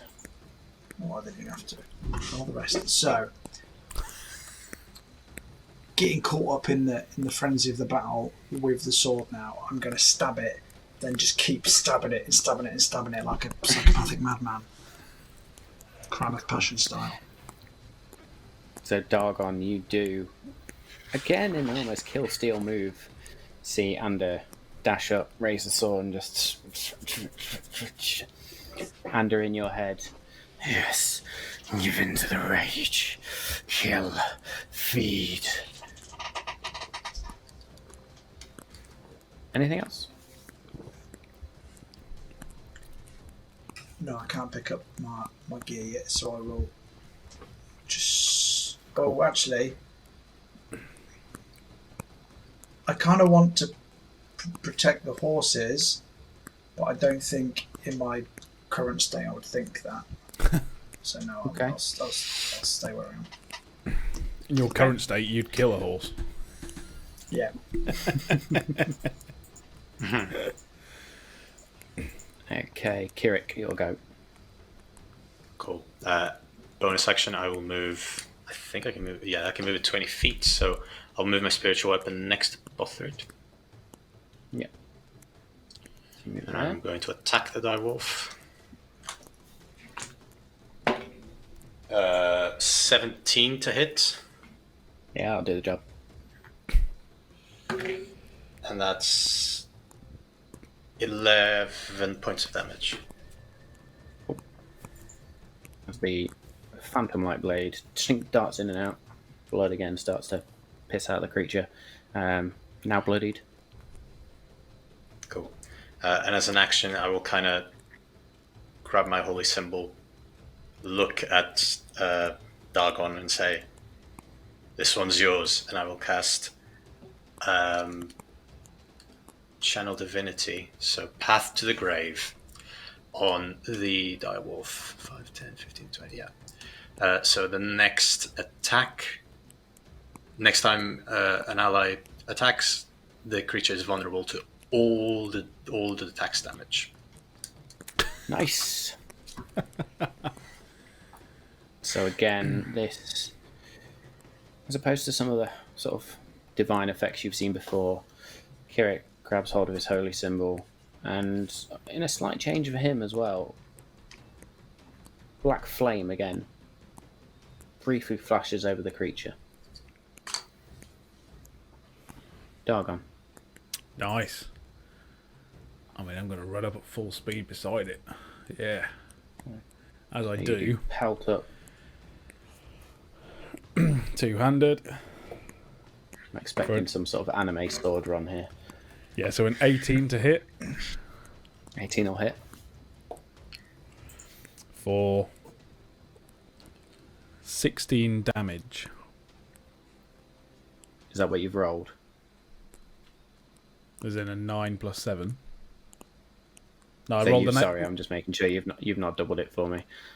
So that would be 32 damage with the divine favor, and I yeah, didn't I'm gonna shoot you. Just full on anime run and just bring Dawnbringer across. Probably just like take Fully it, like take its head off so I keep running past. You know. So you run past and just sting. And yeah, we will say you then pop out the other side as the head just drops, rolls next to Bothrid. The head stays there for a minute and then. Absolutely. Yeah. And we're out of combat. Bothrid takes a few deep breaths, calms, looks around at the carnage. Beasts not deserve this. He places a hand on the As ground. he's saying that, I'm laying my, putting my sword into the wolf Dargon's just killed to give it one last feed while I kind of calm myself down from battle. Bothrid's eyes flash up at you for a minute, and he looks at you with actual anger as he then lays his hands on the floor and vines just begin to fold over all the creatures and eventually pull them down into the ground, and then the ground relevels itself. Slightly taking liberties with some of his powers there, but bollocks to it makes for a good idea.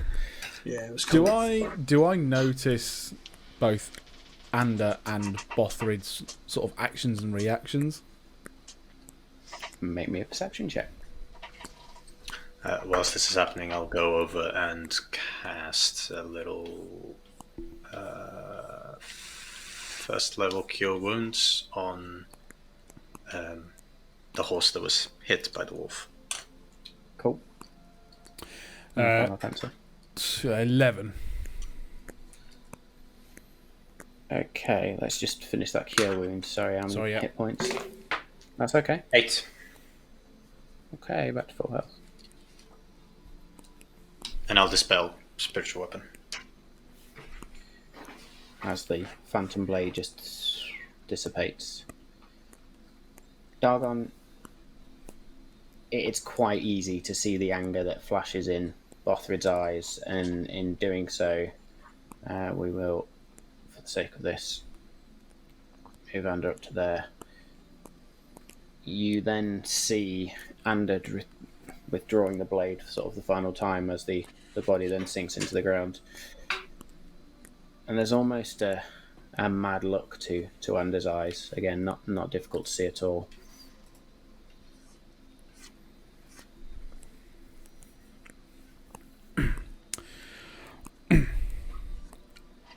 I'm guessing, Ander, that as you weren't with the rest of us, it was your watch. So all I have to say is, what the hell? Where the bloody hell were you? So at this point, I've got the sword, and I kind of snap out of it, and then I'm kind of back to myself again. I owe you all an apology. I thought I would treat us all to breakfast, but it appears killing the pig may have drawn some wolves towards us. That is on me. I can only apologise, and I beg your forgiveness. Do I believe him? Yeah, I was going to say. Subtle understatement there. Roll me insight check. Since I studied the weapon, I would try to see if he's telling the truth or not. My insight is 8, so I'm hungry, apparently. I got on my deception check I'm gonna yet, say for you and I rolled a big fat Do it 1. with advantage. Whoa. Oh, okay. So I rolled. Did you no, say I get advantage for me? or not? Sorry, who's rolling I'm going to advantage? say advantage for Kirik, because he studied the weapon. Yeah. Thank you. So I've got 9 altogether. So actually, my 8 stands. I will... Let me know. I rolled a 2 and then I rolled a 5. But So what did he get in total? my bonus is +7, Nice. Oh, nice. so that's 12. So with a 12, yes, you are able to detect that Anders maybe not being quite so truthful. Dargon, you kind of just miss out on that lie. Yeah. You've been with him for so long that the trust is almost innate. Yeah. You don't expect him to lie, so you kind of ignore it a little bit. Yeah. Plus, you love bacon.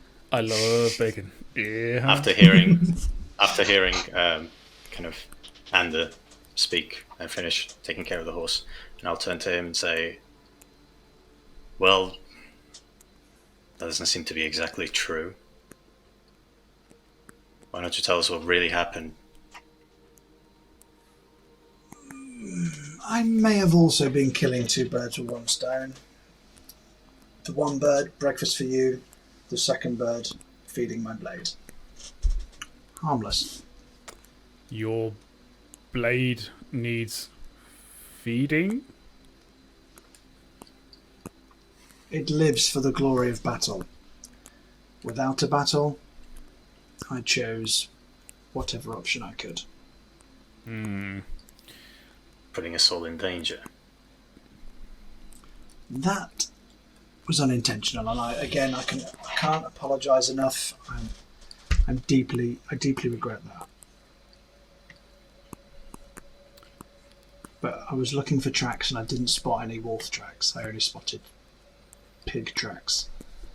So that is on me.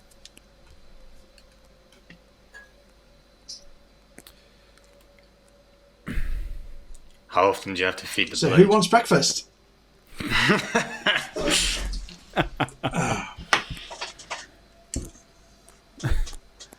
I've ignored your question.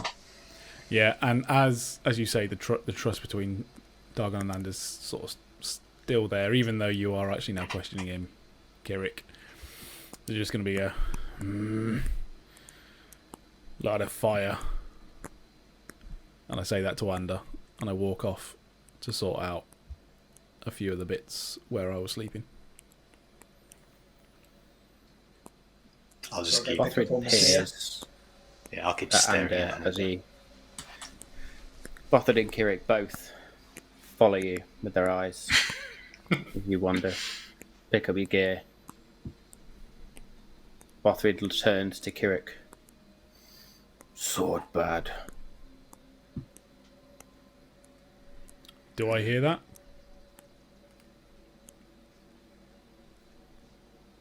Yes. So I look back at Ander and the sword. Okay. What do you think, Dawnbringer? I say in my head. This sword certainly seems to be having an effect on our rogue friend. Agreed. I'm still unsure. And that's it. I carry on with my stuff. Go at you, you go. She then says, I suspect your masters may be able to help you. We are Or at indeed least help him. a long way away from them. Let us hope we can help him before the worst happens then. Then getting to Ironforge and returning with haste is now my priority. Be with me. I will aid you where I can. Can I ask the sword a question in my head? But Yep. I don't want the other two to hear it. That's fine. How do I do that?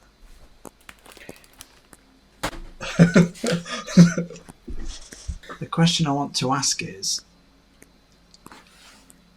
your bloodlust satisfied? How long do I have before you need feeding again? My friends are becoming suspicious. Satisfaction is rare. But for now I am sated. Feed me when you can. And if they become troublesome, well, then we will have to deal with them.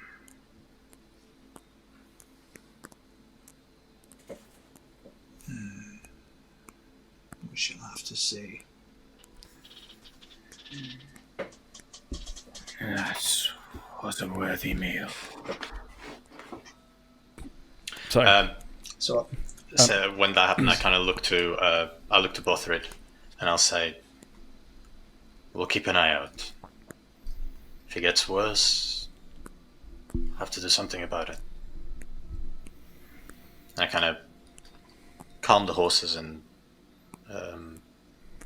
yeah. Did Bothrid take any damage during the fight? yeah, a couple. not a lot. All of 5 points. Okay, so he's fine, really. Cool. So let's have a look. I will ask him. Do you want to? You don't seem to be too badly wounded, but I can take care of that if you want. He looks down at his arm where the wolf bit into him, spits on it, rubs it. I'm fine. Let's go. Can I suggest that, or you can tell us whether we can do this? Can we take a short rest during breakfast for an hour? Yeah, okay. I will say it is the final hour of your long rest. Yeah, cool. Thanks. So I'm not going to call it a short rest strictly, Let's put just an hour because you there. have just had a. In the meantime, Very I've long lit the rest. fire and I've been filleting some pig. But I say, because Sorry, what? Matt, what does that mean, kind of mechanically? are we all healing? So it's Yeah, not a short that's rest. the question. Okay. It's not a short rest. Okay, cool. Long Cool, got it, rest, okay. baby. Because you've had a long rest. Cool. Sorry, so this still counts as the end of the long rest. So the damage will stand until Okay, you cool. have another rest. All right. Cool. As will like all the spells used and stuff. Yeah, damage and spell slots. Roger that. So I've cooked the Time pig, for I've the dished it breaks. out. Cool. Ander himself, seeming quite cheery, cooking bacon, handing it out. There's actually quite a lot of this pig left. Is there any way that it can be like, with it being cooked or smoked or something like that, that means that it can become rations? Well, I was thinking, Good shout. I've cooked some of the pig. Do we leave the rest as a decoy to draw any more wolves towards it, rather than towards us? We're gonna be a long way from here soon. You're gonna leave the carcass, whatever.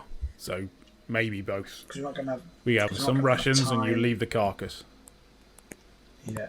Because we wouldn't have time to cure anything or smoke anything. Because that would take Yeah.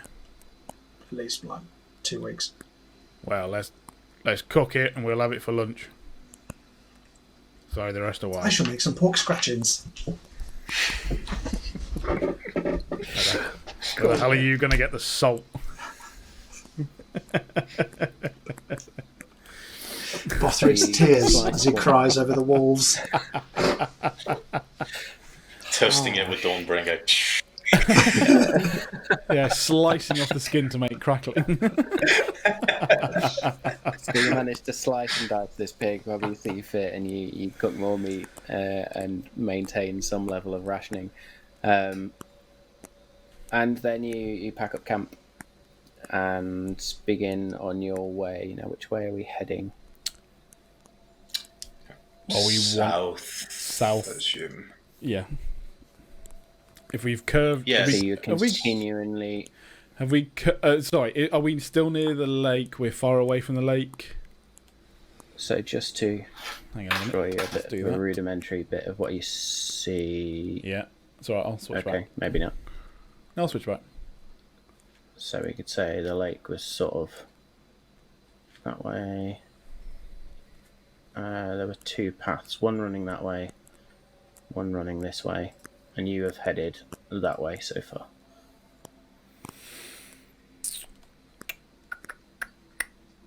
I say we keep heading that way because this was kind of like going further down, wasn't it? As well. Yeah, but from what we saw at the time.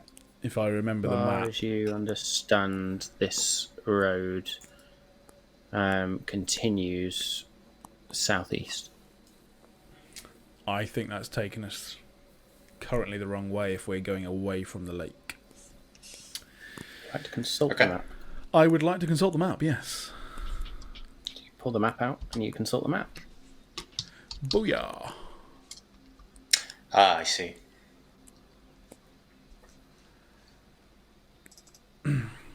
Yep, so we seem to be going the wrong direction. That is assuming that we're next to that lake, which is the assumption we're all making. I mean, we came down the mountain, so it's fairly kind of... It's a pretty good assumption. We could very Yeah. easily get lost if we're completely wrong, but I would say that we're heading in the wrong direction.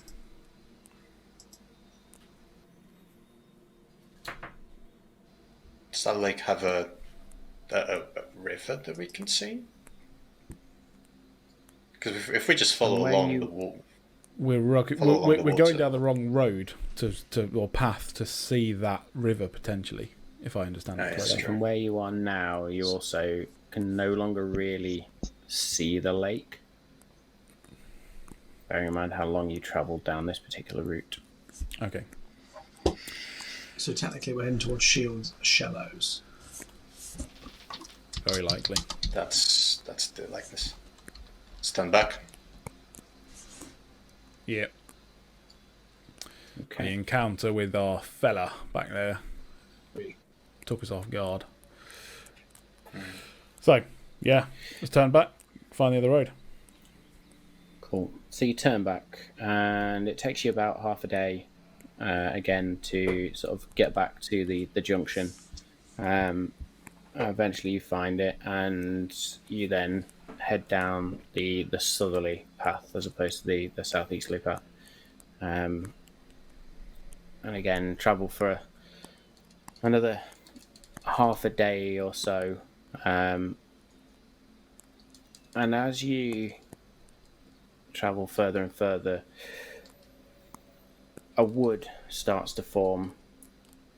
A very sparse wood itself, just sort of, there's trees every 10-20 feet or so. It's not necessarily a deep sort of very dense wood at all. And you travel further and further, the ground itself begins to become very brown and dry. The grass itself looks almost scorched in the way that summer heat would scorch grass, turning it very brown and brittle. And the trees begin to become withered and very almost dead in appearance. You continue travelling on the route. All of you feel a little bit uneasy. There is something amiss with this place. Something not quite right with the area you've now entered. And eventually... carry on. I was just going to ask, does this seem to be result of a natural phenomenon or otherwise? Roll me a nature check. Not great. Yeah, that is a 6. It's difficult for you to tell whether this was natural or not. Okay. Sure. I'll just keep an eye out. You eventually begin to see buildings ahead. And I'll eventually load that map up. But paying closer attention to the buildings, there is quite clearly the remnants of maybe a village, maybe a town, could even perhaps be a city. All of the buildings, however, are totally ruined, run down, pretty much destroyed. In fact, the more you look around, the more you realise that actually this place is pretty much dead. You may now go, and if you wish to go into teams, there is Ironforge, a map there, or an image called Ironforge. Just refresh. Oh, that's annoying. Why can't I see it?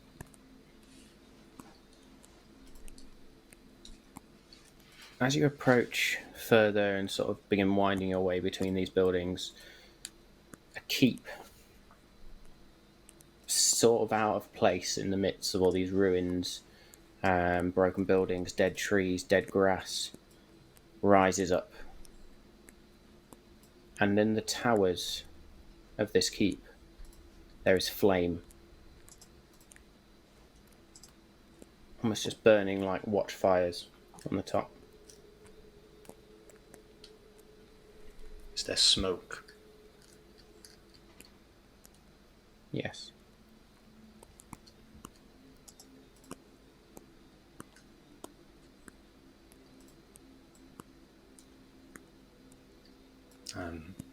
Keep heading on, and I'll just be as we're heading down. I'll just be kind of praying to the Raven Queen. Seeing the horrible sights that are currently before us, I also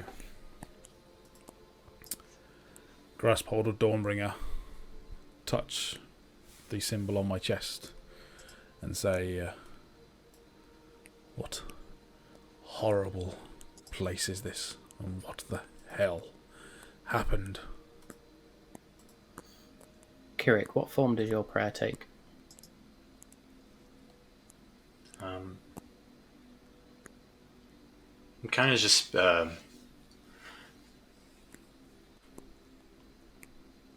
almost singing a hymn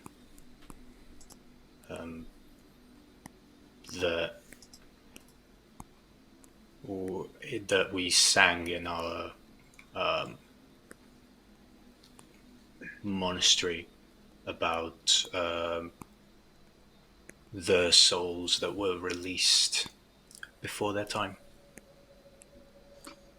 And singing that song provides you some reassurance or just a little bit of courage to continue on.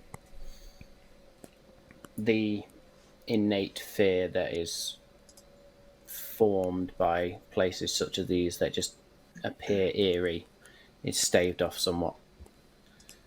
Dargon, as you both form a bit of a prayer but speak to Dawnbringer, she replies, I have no memory of this place. Memory? Something catastrophic has happened here. Why would you have memory of other places? You are not the first to wield me. Nor shall you be the last, I presume. Then there is clearly much I can learn from you.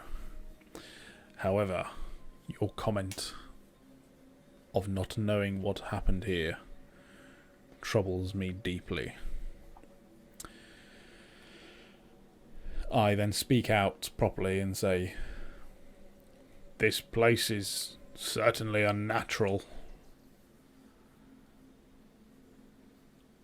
Be on your guard. Something nasty has happened here. Do you want me to scout ahead? Become invisible and make my way up to see what I can see at the entrance of the keep? I think if you are willing, then yes. But I also think that we should keep the horses away from this place. I don't like it here. I agree. If we find a place, maybe we can leave them with some food, some water. Sort of tie them off at a tree on sort of... So as you sort of begin to weave your way through these buildings, there is one particular building which actually resembles a barn or stable type. Even though the walls themselves are somewhat crumbling, there is enough shelter in there to park the horses, so to speak, to tie the horses up. And you enter, tie them off, leave them with some food, I'm assuming, a bit of water. Yeah. Just before you depart, Bothrid again touches his fingers to his lips and whispers to the horses. He places a hand on each of their sort of heads, touches foreheads with them, and they are calm as you then walk away. Looking at the keep, there are very large walls around it. At the minute you see no entrance from the angle you're approaching. So, did we agree that I'm going to stick my up and go? Can't remember. Did we? Yep. So at this point then, Ander will lift his hood, he'll disappear, and he'll approach the keep, walking straight towards So the as you front door, I suppose. and sort of, we'll say at the minute you're around about the northernmost point of the keep on this image, and you just begin to follow the walls around, coming further down towards the southeast. Eventually, you reach this hedge, or this hedgerow, which itself is just withered and dead, but managing to sort of just about peer through it and peer over it, you do see what look like steps up into an entrance.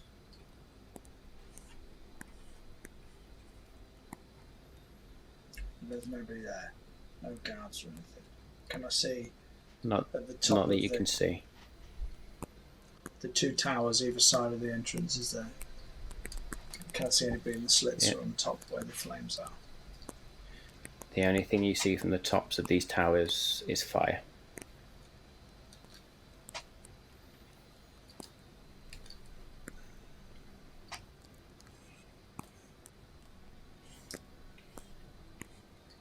Can I do a perimeter check? Can I go? How would it take me a long time to go round the outside of the whole building? Or how big is it? Probably going to take you a good,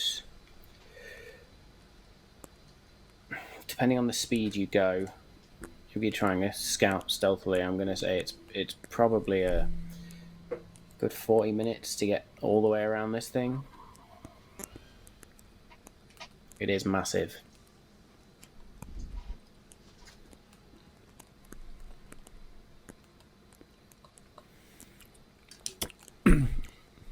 How far away are we?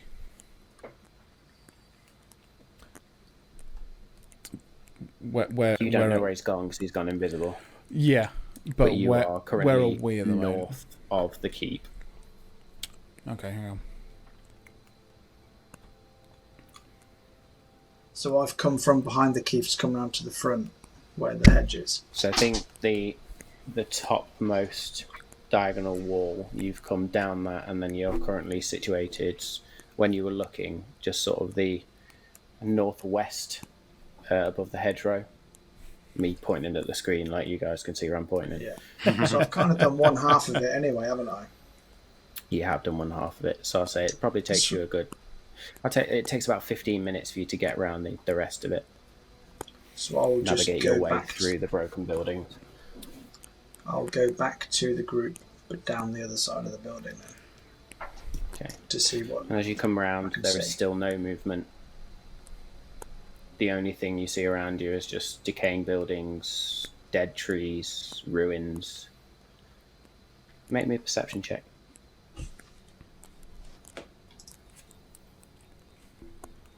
18. As you look at the buildings, you do notice that some appear older than others. All of them are in a similar state of decay, but it looks like there has been generations of buildings within this area, all of which are now totally destroyed.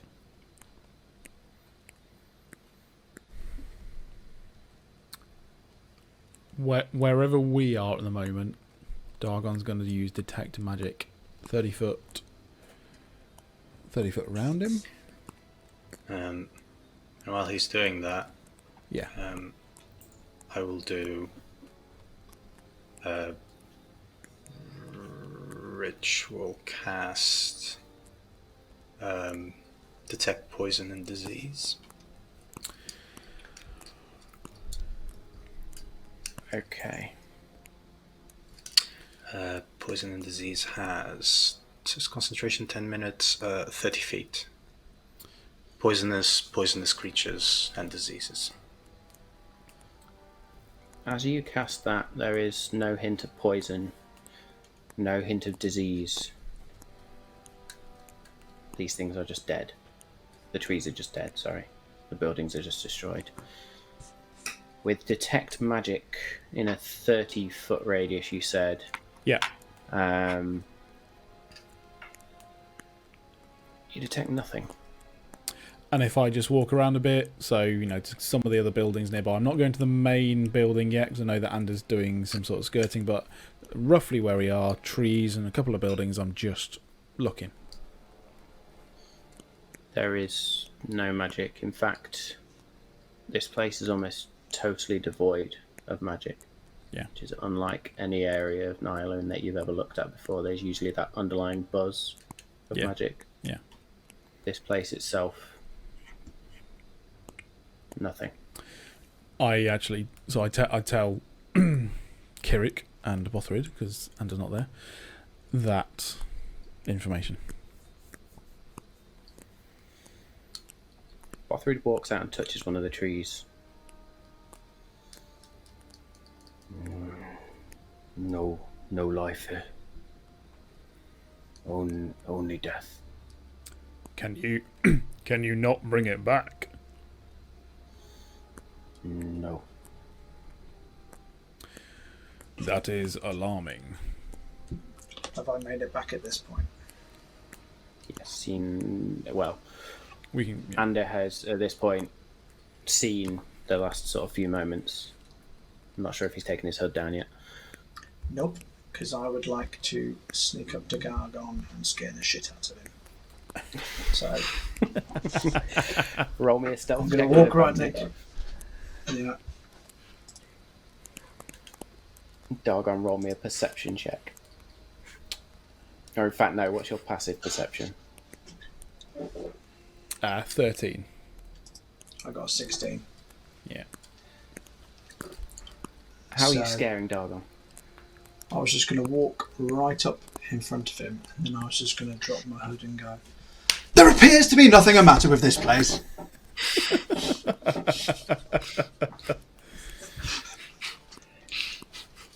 As Ander drops the hood and just appears in front of you, Dargon, shouts in your face.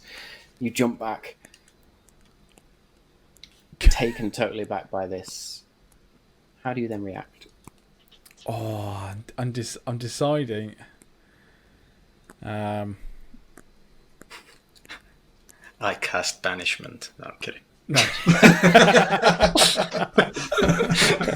Everybody's on edge. Yeah, I'm gonna say that I'm I'm gonna say that I don't have Dawnbringer, but there's a ritualistic sort of punch out or something, some sort of primal attack towards whatever's just. So I may have jumped back, but I've also basically punched towards what the hell's there. Okay, roll me a unarmed strike, then please. Oh god.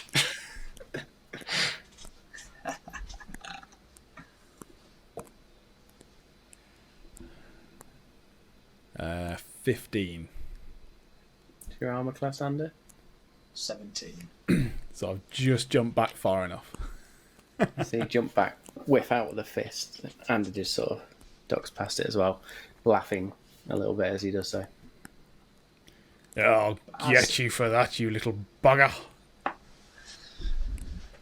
But kind of for a split second, the laughter kind of leaves my face as I realise he's trying to hit me, and I kind of instinctively grab for the sword, but then come back around and sort of relay my scouting mission. So I've been around the whole exterior of the castle, including to the front. I can't see nothing, only the fires, nothing in the windows, nothing in the buildings, nothing in the entrance. It's as if nothing has ever been here. Did you see the entrance though? Yes, I saw the stairs up to the entrance and there was nobody guarding it. No one was there. Then that way is the way we are going. We'll just keep an eye out. Do we feel like we want to go in now, or should we rest and prepare? I have no desires particularly either way. What time is it? So at this point you've travelled almost a full day to get here. The sun itself is beginning to set again.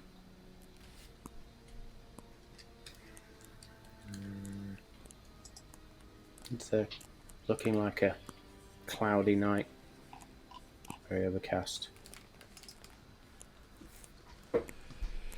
Should we find a building that has most of its roof left for shelter? Maybe a hard task. Yes, and I also look around at that time to see whether I can see any tracks of animals or any sort of tracks. Roll me a survival check. I will look out for Roll a me a house. check. Oh, Cool. So Kirik, while Dargon's rolling that one, you look around. There's very few places with proper roofs for shelter. You actually think, do you know what, it might be better to go back to where the horses are. That's got more shelter. Okay. However, there's a number of houses around which have partial roofs. Nothing with quite as much cover as that stable type barn thing that you put the horses in. Probably best to go by the horses anyway, just to keep them safe for the night. I rolled an 11. On 11, you find no tracks. The only tracks you do see are those that you guys have left behind you. I don't see any tracks around here. I'm now wary after our attack last night, but I would say whatever is in this place, we need to be ready. Let's rest up. And don't wander off on your watch this time. although this place is barren, look on the bright side. There appears to be no pigs for me to chase. I promise I'll I not give let you a down again, my real friend. bad look to Ender. From you, Ender, that almost sounds like a euphemism. And I start walking back to the horses. Bothrid pauses and waits till Ander has passes him and then follows, not too close behind, his eyes dead on the sword. And you all make it back to the horses. And we're going to leave it there for now.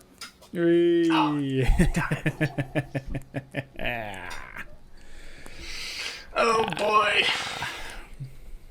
What's in there, Matthew? What's in there? I don't like it. So, thank you once again to everybody for watching. Thanks again to BattleBards Tabletop Audio for all the audio tracks and sound effects.